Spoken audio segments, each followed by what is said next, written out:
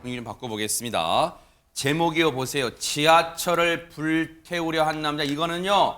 빵당을 넘어서 이제 분노가 치미는 그런 상황 아닌가요? 최정화 기자님. 네, 말 그대로 시민의 발, 지하철을 불태우려고 한 남자의 이야기입니다.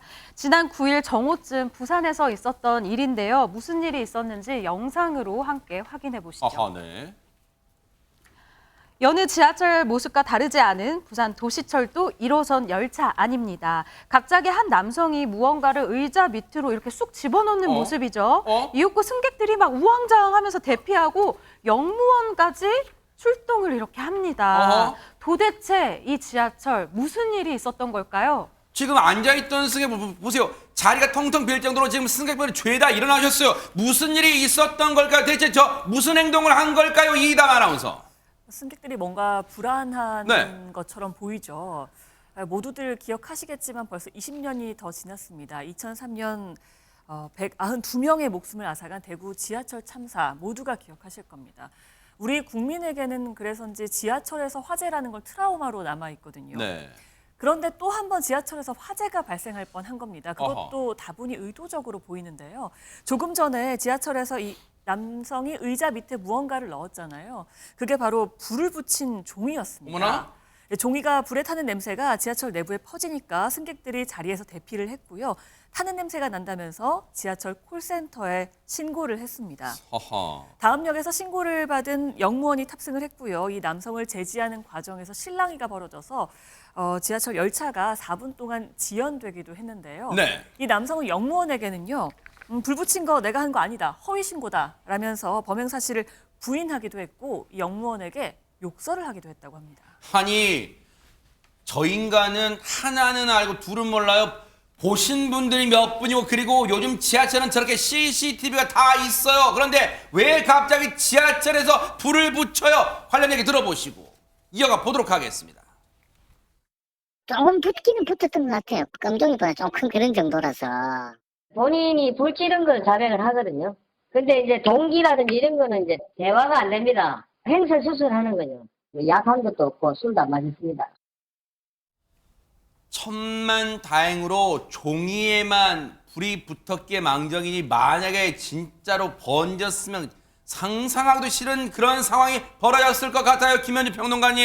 정말 생각만 해도 아찔한 일이죠. 더군다나 우리는 정말 그 지하철 화재에 대해서는 트라우마가 아직도 남아있기 때문에 정말 아찔한 일입니다. 네. 다행히 그 불 붙였던 종이만 탔기 때문에 그리고 지금 저 의자의 그 좌석 소재가 불연 소재로 되어 있었던 것은 굉장히 다양한 일이기는 하지만 지금 저 굉장히 막 어수선한 그런 모습 걱정하는 모습이 지금 보이잖아요. 그러니까요. 다른 승객들이. 네. 그건 왜 그러냐 하면 종이를 태워도 냄새는 나잖아요. 타는 냄새가 나니까 얼마나 그 주변 분들이 맞아요. 불안했겠습니까? 네. 그러니까 이 방화를 시도한 50대 남성이 3개의 역 정도가 지나고 난 다음에 영무원이 이제 출동을 했다고 해요. 근데 그 영무원을 따돌리고 도주를 했다고 합니다.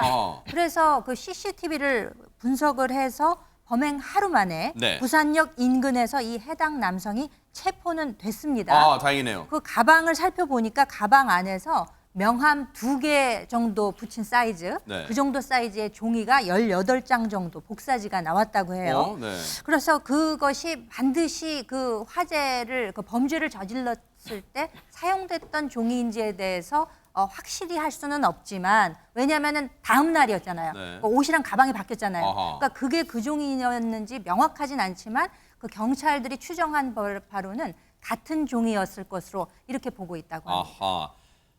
자그마한 명함을 2장을 이어붙인 정도의 자그마한 복사용지 18장 대체 이걸로 뭘 하려고 했던 걸까요? 저 인간은 관련 얘기 들어보시고 이어가 보도록 하겠습니다.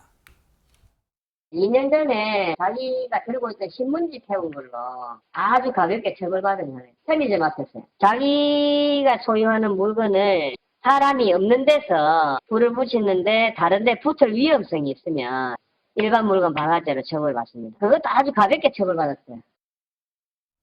세상의 얘기를 들어보니까 저 인간이 과거에도 비슷한 전력이 있었던 것 같습니다. 박성배 변호사님. 피의자가 과거에도 방화를 시도한 전력이 있습니다. 2년 전 한 편의점 앞에서 들고 있던 신문지를 태워서 일반 물건을 방화죄로 처벌받은 전력이 있는데 일반 물건 방화는 건물이 아닌 소지품과 같은 물건에 불을 놓았을 때 성립하게 됩니다.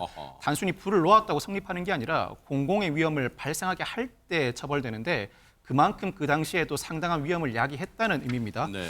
이번에는 네. 사람이 현존하는 전차라 현주건조물 방화 미수가 성립할 것으로 보이는데 과거의 전례도 있고 이 사안 자체도 상당히 중요해서 충분히 구속영장을 신청할 만한 사안입니다. 실제로 경찰 방화 미수 혐의로 피의자에 대해서 구속영장을 신청했습니다. 오늘 오후 2시 반경 뉴스파이터 취재 결과 아직도 피의자는 범행 동기에 대해 횡설수설 중이라고 합니다. 이런 일 뉴스로 접하신 시민분들은 불안감 커질 수밖에 없어요. 그렇다고 지하철 역사, 모든 역사에 무슨 검색, 공항 같은 검색대를 설치할 수도 없는 노릇이잖아요. 제발 이런 일 일어나지 않기를 좀 기대를 해보도록 하겠습니다. 그리고 범행 동기 꼭 밝히기를 기대를 해볼게요.